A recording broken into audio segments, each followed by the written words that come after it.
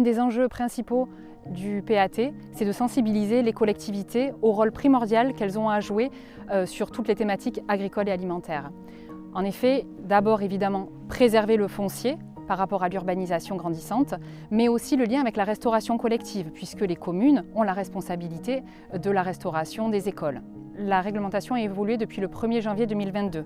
Maintenant, toute restauration collective a l'obligation de fournir 50% de son approvisionnement en produits durables, dont 20% de bio. Ce projet de la ferme à ta cantine, il a démarré il y a déjà pas mal de temps, en 2009, avec la volonté de bien nourrir les enfants en cantine, de s'approvisionner en local, bio si possible, et aussi de donner le sens de ces repas locaux aux enfants par des actions pédagogiques. Donc il y avait les deux volets, à la fois nourricier, alimentaire, mais aussi le côté éducatif. C'était un projet leader, on a démarré avec une dizaine de communes qui étaient volontaires. Maintenant, le réseau compte une trentaine de communes qui sont dans ce réseau de la ferme à ta cantine, avec des communes qui sont vraiment fer de lance, on va dire, comme Loris, comme Cadenet et comme Volx aussi, sur le 04. Donc ce projet a été vraiment important dans le sens où il donnait le sens de l'intérêt de relocaliser l'alimentation également. Et il a été un des grands axes qui a permis de définir le projet alimentaire territorial. Il y a une place très importante. La restauration collective, c'est le fil qu'on peut tirer pour après dérouler beaucoup de thématiques. La thématique foncière, il nous faut des agriculteurs localement pour approvisionner la cantine. La thématique agroécologie, de bio, développer le bio aussi. Aujourd'hui, on le voit, au début des années 2009, ces communes-là étaient pionnières. Aujourd'hui, il y a une loi, la loi Egalim, qui fait que c'est une règle qui s'impose à tous, quoi. Alors concrètement, l'idée du projet et la place du parc là-dedans, c'est d'animer un réseau d'élus et de cuisiniers volontaires pour s'approvisionner en local. Au restaurant scolaire de Loris, on fait manger 280 enfants par jour et le mercredi, on en fait manger 80. La particularité de ce restaurant scolaire, c'est qu'on arrive à faire 80%, entre 80, 85 ou 90% de bio et 40% de local.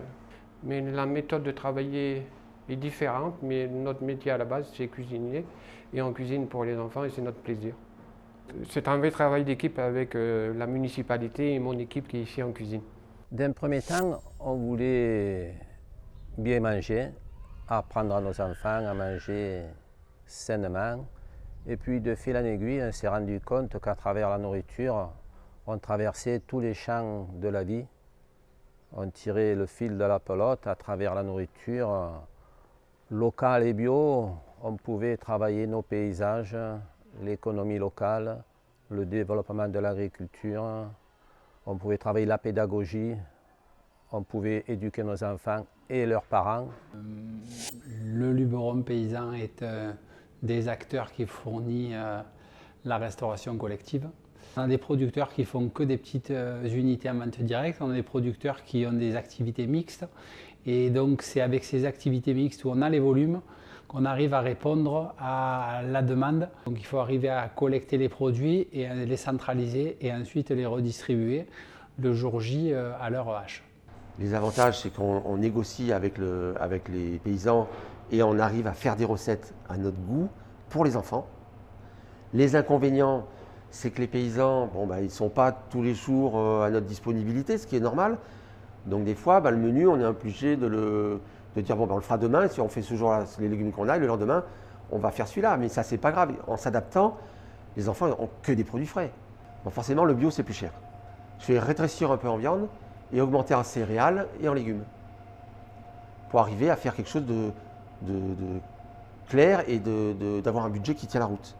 Moi, j'essaye, au niveau des légumes, de coller le plus possible à la saison. C'est déjà le b.a.-ba, quoi.